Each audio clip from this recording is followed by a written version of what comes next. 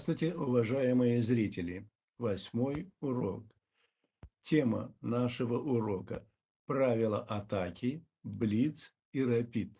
Нападение в игре Тогос Кумалак означает создание угрозы лункам противника. Есть много видов атак. Односторонняя атака, обоюдная атака, разносторонняя атака, атака на туздык, нападение на лунку Бай-Отао. Постоянная атака противника во время игры. Отличный навык. Судьи устанавливают систему соревнований в зависимости от количества участников в блице и рапиде. Участники регистрируются в специальной таблице по рейтинговым показателям. Бланки для записи не заполняются во время игры. Часы помещаются слева от игрока, играющим белыми.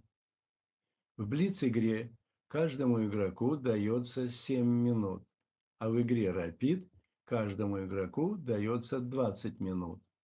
Дополнительное время дается на усмотрение судьи. На каждую пару игроков назначается один судья. Судья включает часы после подтверждения обеих игроков о готовности к началу игры.